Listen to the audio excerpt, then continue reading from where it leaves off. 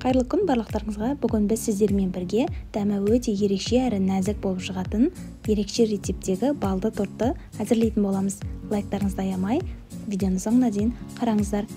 Көріп тұрғандарыңыздай торт өте ылғалды әрі өте нәзік болып шығатын болады. Міндетті түрде дәл осы рецептпен әзірлеп көріңіздер. Каналдың дамуына үлестеріңізді қосып, лайктарыңызды аямай, дәл осы қоңырау батырмасын басып қойыңыздар. Сол кезде менің жаңа шыққан видеоларым сіздерге ашылып отыратын болады. Ендеше бастаймыз. Ең алдымен тортымыздың кремін дайындап суытып қоюымыз қажет. Ол үшін бізге көрсетілген мөлшердегі шекерімізді кастрөлге салып, отқа қоямыз және де кішкене араластырмай қойып тұрған кезде дәл осылай карамельді түске еніп, шекеріміз еріп бастайды. Сол кезде 1-2 араластырып жібереміз. Дәл осылай алтын түске енген кезде жылы сүтімізді үстінен құятын боламыз. Сүт алдын ала қыздырып алыңыздар. Мұздай салқын сүт құятын болсаңыздар, қантымыз қатып қалуы мүмкін. Сол себепті жылытып сүтті құятын боламыз. Жақсылап шекеріміз, жаңағы карамельді шекеріміз ерігенше араластырып аламыз. Сүтімізді бір шетке ала тұра, 2 жұмыртқаны бөлек кастрөлге салып, жақсылап бір араластырып, 2 ас қасықтай көрсетілген мөлшерде, әрине төменде көрсетіп өттім, кукурузный крахмал салып, 1 келкі араластырып аламыз. Содан соң жаңағы араластырып алған сүтімізді, карамельді сүтімізді құйып, жақсылап араластырып аламыз. Түйіршіктерін барлығын кетіріп, содан соң үлкен кастрөлімізге салып, тағы да араластырып қою болғанға дейін газде қайнатып алатын боламыз. Креміміз дәл осылай қою болған кезде отымызды өшіріп, дәл осылай сары май салатын боламыз. Сары май менде 82%. Дәмі жақсы сары майды, сапасы жақсы сары майды қолданыңыздар. Ендеше креміміздің дәмі бұдан да дәмді болу үшін міндетті түрде сапасы жақсы вареный сгущенка қолданатын боламыз. Міндетті түрде дәл осы кремді әзірлеңіздер. Балды тортқа өте дәмді болып шығады, өте жақсы үйлесетін крем болады. Ендеше бөлек ыдысқа салып, кремді суыту үшін дәл осылай бетін стрейчпен мен жауып қойдым. Жаппасаңыздар беткі жағы қатып, түйіршік болып қалуы мүмкін. Сол себепті жауып холодильникке қойып қоямыз. Суығанша қойып қоямыз. Содан соң біз коржымызды дайындауға кірісетін боламыз. Балды тортымызға бізге көрсетілген мөлшердегі шекерді қайнатуға арналған кастрөлге салып, 3 ас қасықтай бал салдым. Отқа қойып, дәл осылай ерітіп аламыз. Ерігеннен соң 1 ас қасықтай ас содасын салып, дәл осылай көпіріп, 2 есе көлемі көтерілетін болады. Жақсылап қызартырып алатын боламыз. Дәл осы көріністе бізге қажет түске енген кезде отымыздан алып, үстінен 82%-ды сары майды, яғни көрсетілген мөлшерде салып, жақсылап араластырып ерітіп алатын боламыз. Ыстық масса болғандықтан бірден сары майларымыз еріп кетеді. Ендеше массаны суыту үшін бөлек ыдысқа алып алатын боламыз. Қол күймейтіндей жылы болған кезде жұмыртқамызды салып, жақсылап шайқап жіберетін боламыз. Ыстық күйінде салатын болсаңыздар, жұмыртқалар пісіп қалуы мүмкін. Сол себепті аздап суытып, араластырып алып, ендеше көрсетілген мөлшердегі ұнымызды салып, жұмсақ қамыр илейтін боламыз. Әрине көрсетілген мөлшерде салыңыздар, аса қатты көп салатын болсаңыздар, тортымыз кішкене құрғақ болып қалуы мүмкін, қамыры қаттылау болып, көбірек кремнің суын сіңіретін болады. Сол себепті торт құрғақ болып қалуы мүмкін. Ендеше перчаткемен жасауға кеңес беремін. Қамыр өте қатты жабысқақ болғандықтан қолмен жасау өте ыңғайсыз. Перчаткемен өте жақсы оңай жасалынады. Көріп тұрғандарыңыздай қамыр өте жабысқақ болады. Қамырымызды дәл осылай әзірлеп болғаннан соң 1 келкі 10 бөлікке бөліп алуымыз қажет. Медовый торттың дәл осылай жаңағыдай қамырды жайып жасау үшін міндетті түрде холодильникке қойып алып жатады. Бірақ та мен холодильникке қоймай бірден жасауға кірістім.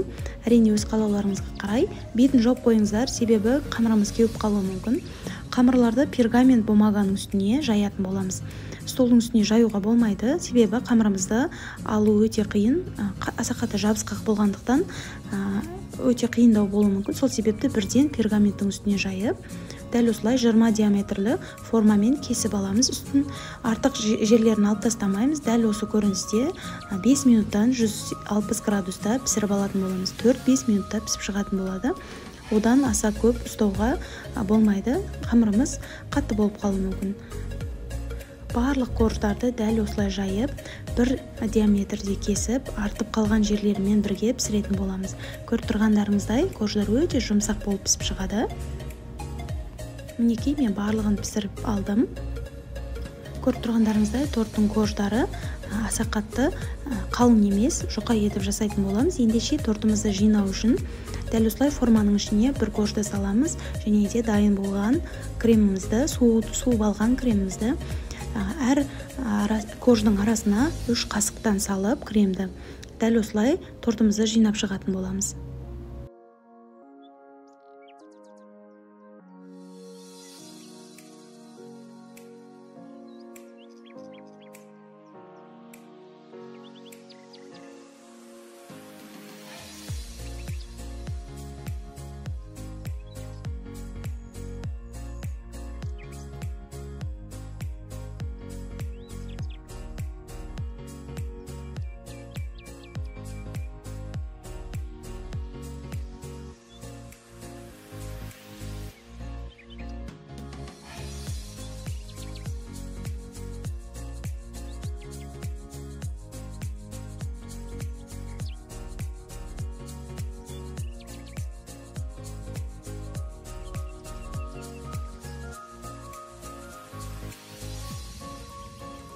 Мінекей тортымызды жинап алдық. Ендеше форманы жайлап алып тастаймыз.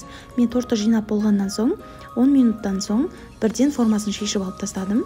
Уже бірден формасын жақсы ұстайтын болады.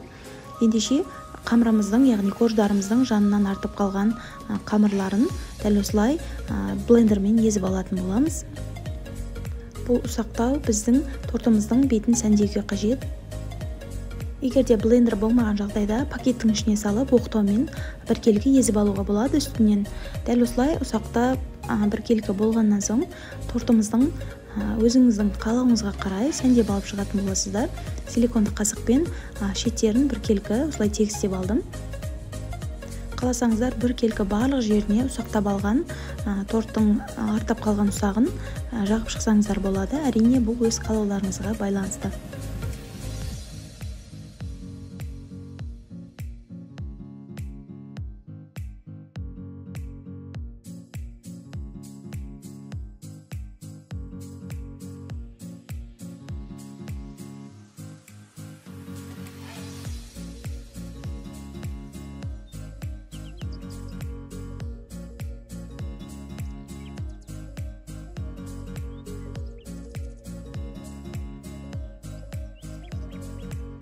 Тортымызды дайындап алғаннан соң холодильникке 2 сағатқа қойып қоятын боламыз.